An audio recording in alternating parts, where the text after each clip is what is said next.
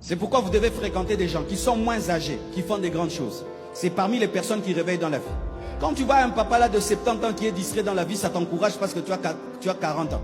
Mais quand tu rencontres un jeune homme de 30 ans, mais qui fait des choses comme s'il a 70 ans, alors tu te rends compte que tu es en retard.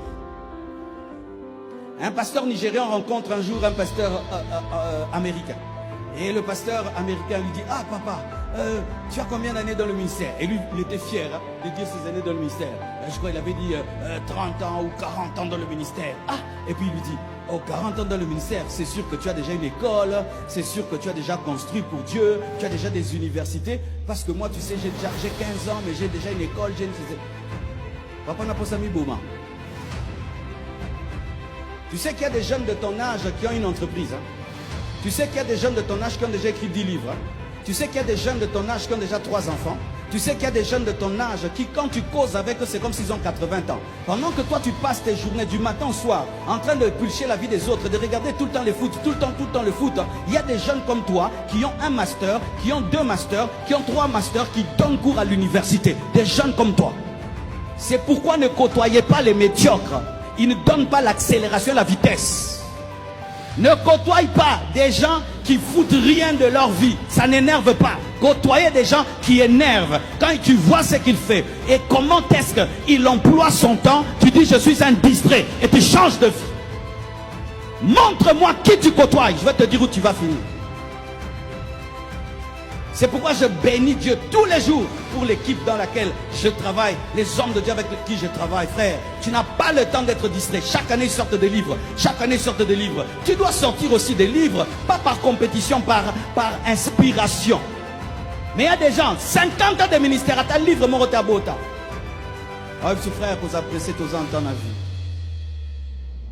Oui, frère, la plupart d'entre vous, vous êtes en retard dans la vie. Oh, vous êtes en retard dans la vie. C'est pourquoi allez faire des recherches sur des hommes de votre âge qui font des grandes choses. C'est facile. Va sur YouTube, va sur Google, tape ton âge et puis ajoute les hommes qui ont réussi, qui ont cet âge. Tu vas voir. Vous savez que Lumumba n'avait pas atteint 40 ans.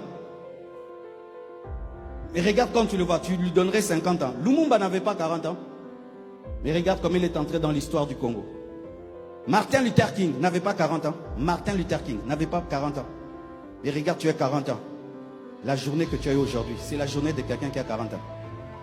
Vous êtes à quoi au bétadam?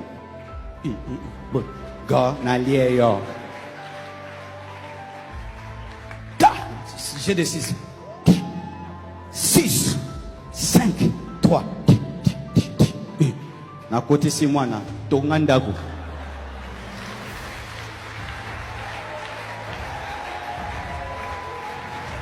Mais oui, à côté de chez moi, j'ai des voisins. Je ne les ai jamais vus, mais j'ai pris pour eux. Chaque fois j'entends le bruit des GD6.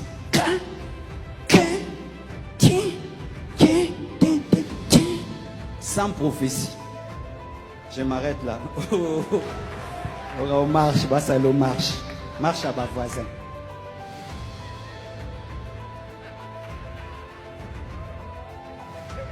Ton agenda détermine ta vision. Ton agenda détermine où tu iras faire.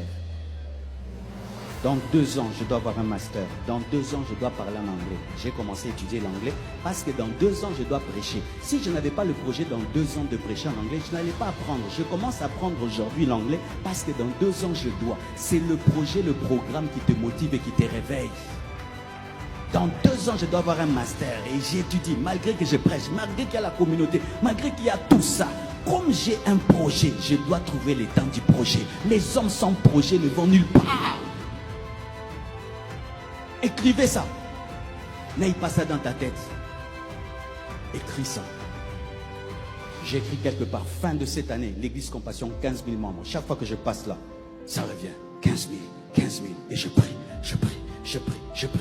Dans mon bureau, j'ai mis la carte de l'Afrique, la carte de l'Europe, la carte du monde, la carte de Kinshasa, la carte des provinces. Et je le vois, j'écris partout, il y a les extensions. Partout je suis passé dans le monde. Là je ne suis pas encore allé, je suis pas encore allé. Je dois aller partout là, je dois aller. Quand je prie, je regarde le projet, le projet, le projet, le projet, le projet. Frère, lorsque tu n'as pas un projet, tu ne sauras pas canaliser tes journées.